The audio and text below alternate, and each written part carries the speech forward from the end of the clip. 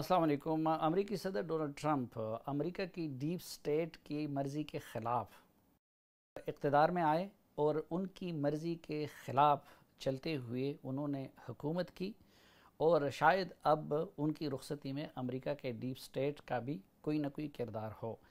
इसके बरक्स इमरान ख़ान साहब उस डीप स्टेट के ताउन से सियासत में उभरे, उन के ताउन से, उस डीप स्टेट के ताउन से इक़्तिदार में आए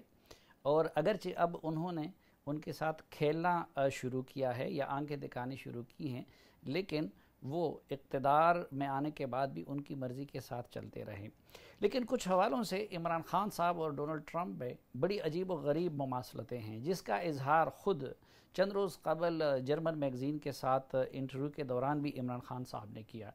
और अपनी डोनाल्ड ट्रंप के साथ मुमासलत बयान करते हुए उन्होंने ये कहा कि वो भी आउट ऑफ द बॉक्स सोचने वाले और करने वाले हैं और इमरान ख़ान साहब के बकौल वो भी ऐसा सोचने और करने वाले हैं।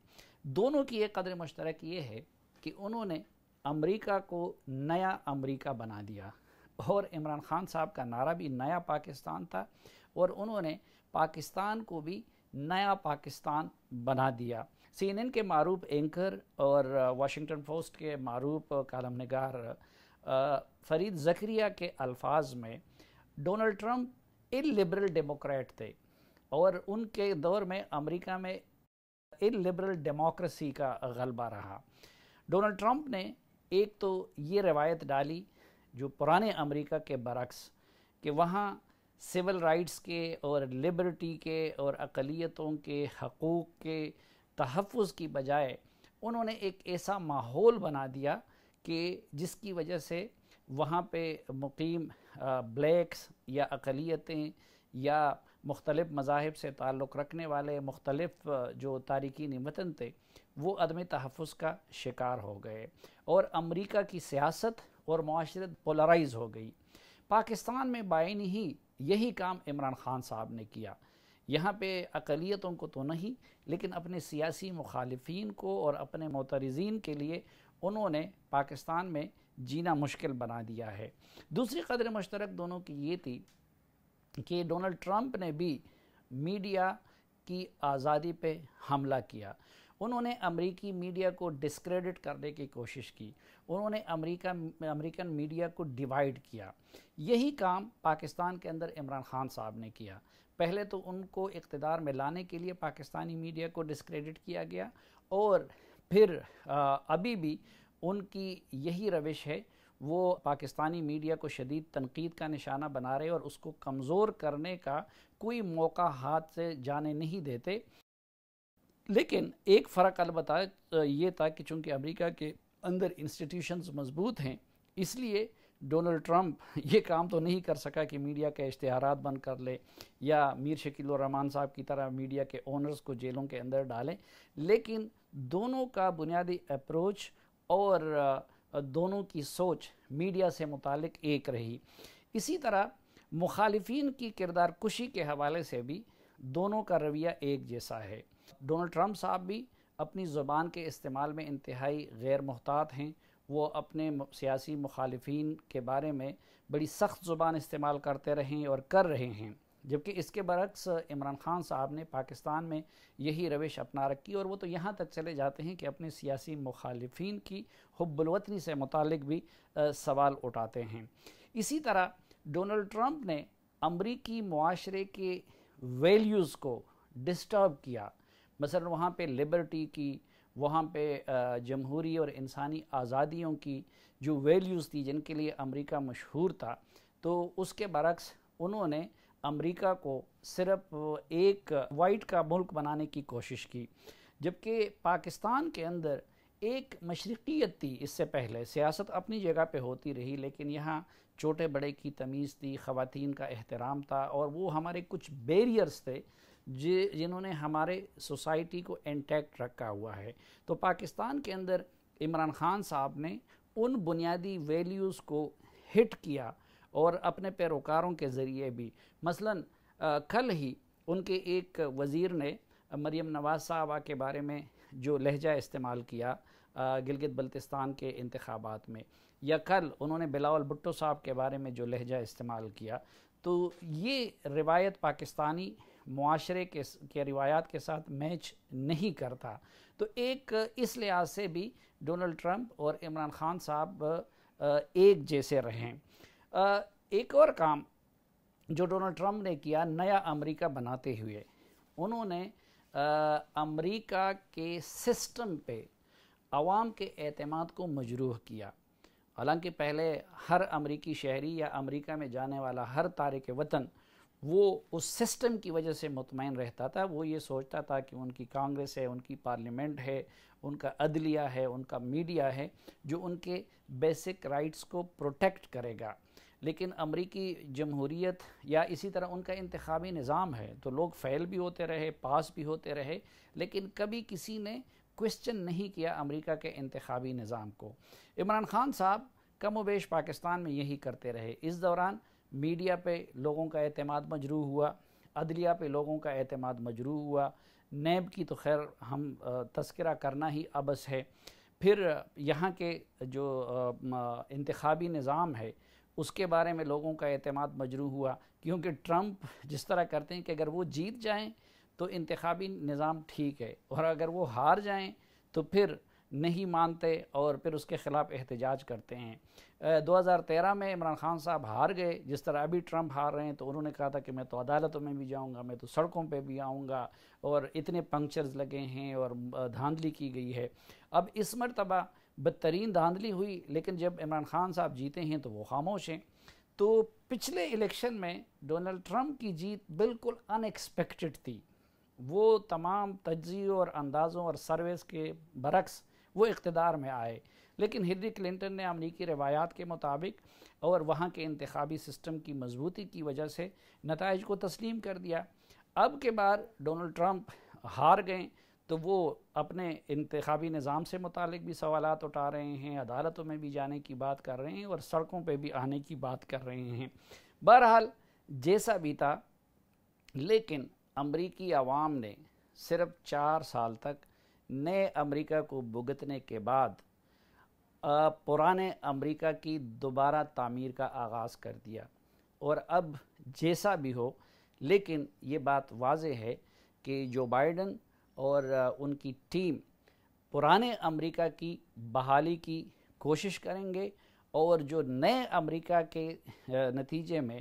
عالمی سطح پہ امریکہ کا جو امیج متاثر ہوا ہے یا جو ادارے متاثر ہوئے ہیں ان کی بحالی کی وہ کوشش کریں گے۔ پاکستان میں البتہ ابھی تک پاکستانی عوام اس تبدیلی کو بھگت رہے ہیں، اور پاکستان حسب سابق نیا پاکستان ہے۔ دیکھنا یہ ہے کہ پاکستان میں کب ہم دوبارہ پرانے پاکستان کی طرف واپس لوٹتے ہیں۔ لیکن تھوڑا سا لائٹر ٹون میں میں یہ عرض کرنا چاہوں گا کہ آخر ڈونلڈ ٹرمپ اتنا سب کچھ کرنے کے باوجود کیوں جیت نہیں سکے؟ تو ڈونلڈ ٹرمپ نے امریکہ میں جو کچھ کیا اس کو میں نے نام دیا تھا پاکستانائزیشن آف یو ایس اے، لیکن عمران خان کے برعکس انہوں نے پاکستانی طریقوں کو پوری طرح استعمال نہیں کیا، جس کی وجہ سے وہ اقتدار سے محروم ہو گئے۔ مثلاً میرے خیال میں ڈونلڈ ٹرمپ سے پہلی غلطی تو یہ ہوئی کہ انہوں نے عمران خان صاحب کی طرح اسٹیبلشمنٹ کا مہرہ بننے کی بجائے اپنی اسٹیبلشمنٹ سے ٹھکر لی۔ مثلاً آپ دیکھیں کہ افغانستان کے حوالے سے انہوں نے جو کچھ کیا، نارتھ کوریا کے حوالے سے انہوں نے جو کچھ کیا، اسی طرح خارجہ فرنٹ پہ کئی اور جگہوں پہ انہوں نے جو کچھ کیا، تو امریکی اسٹیبلشمنٹ اس پہ خوش نہیں تھی۔ خود ملک کے اندر بھی ان کے بہت سارے اقدامات کی امریکی ڈیپ سٹیٹ حامی نہیں تھی۔ یہ میرے خیال میں ڈونلڈ ٹرمپ کی پہلی بڑی غلطی تھی، جس کی وجہ سے وہ ہار گئے۔ اور دوسری بڑی غلطی ڈونلڈ ٹرمپ کی یہ تھی کہ انہوں نے نہ تو جسٹس ریٹائرڈ ثاقب نثار صاحب کی خدمات حاصل کی، اور نہ امریکی عدلیہ سے وہ کام لیا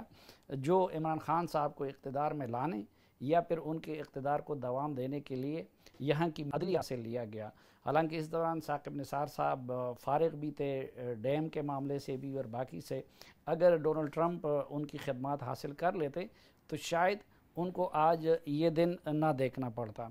ڈونلڈ ٹرمپ کی تیسری بڑی غلطی یہ تھی کہ وہ امریکہ میں پاکستانائزیشن تو کر رہے تھے، لیکن انہوں نے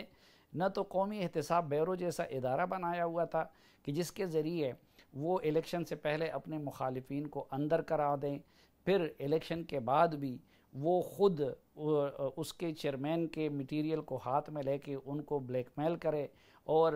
وہ اس چیئرمین کے ذریعے اور قومی احتساب بیورو کے ذریعے وہ میڈیا میں بھی اپنے مخالفین کو اندر کر لیتا اور سیاست میں بھی اپنے مخالفین کو اندر کر لیتا۔ تو میرے خیال میں یہ ڈونلڈ ٹرمپ کی تیسری بڑی غلطی تھی کہ انہوں نے عمران خان صاحب کی طرح اور پاکستان کی طرح انہوں نے قومی احتساب بیورو جیسے ادارے کو نہ بنایا اور نہ استعمال کیا، ورنہ آج وہ کامیاب ہوتے۔ ایک چوتھی بڑی غلطی ڈونلڈ ٹرمپ سے میرے خیال میں یہ ہوئی کہ انہوں نے پاکستانی الیکشن کمیشن کی خدمات حاصل نہیں کی، اور الیکشن نظام میں انہوں نے RTS سسٹم سے بھی کام نہیں لیا۔ اگر وہ جسٹس ریٹائرڈ سردار رضا صاحب کو یا بالخصوص سابق سیکرٹری الیکشن کمیشن جناب بابر یعقوب صاحب کی خدمات لیتے اور RTS سسٹم کا جگاڑ وہاں پہ بھی کرتے تو میرے خیال میں آج ڈونلڈ ٹرمپ کو یہ دن نہ دیکھنا پڑتا اور ہار کے بھی وہ جیت جاتے، کیونکہ اگر امریکہ میں پاکستانائزیشن کرنی تھی تو پھر پاکستان کے تمام طریقوں کو بھی وہاں پہ ان کو استعمال کرنا چاہیے تھا۔ پھر میرے خیال میں پانچویں غلطی ان سے یہ ہوئی کہ عمران خان کی طرح انہوں نے امریکی میڈیا کو اپنا دشمن تو بنا لیا اور امریکی میڈیا کو تقسیم تو کر لیا، لیکن جو پاکستان میں طریقے استعمال ہوتے ہیں وہ ڈونلڈ ٹرمپ نے نہیں کیے۔ نہ انہوں نے میڈیا کے اشتہارات بند کروائے، نہ انہوں نے میڈیا آرگنائزیشن سے مختلف اینکرز کو نکلوایا، نہ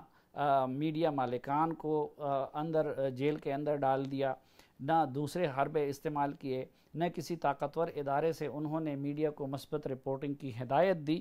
تو یہ جو 5 بنیادی غلطیاں تھی، یعنی بنیادی غلطی یہ تھی کہ ڈونلڈ ٹرمپ پاکستانائزیشن آف USA کر رہے تھے، لیکن انہوں نے پاکستانی طریقوں کو اختیار نہیں کیا، جس کی وجہ سے وہ 4 سال بعد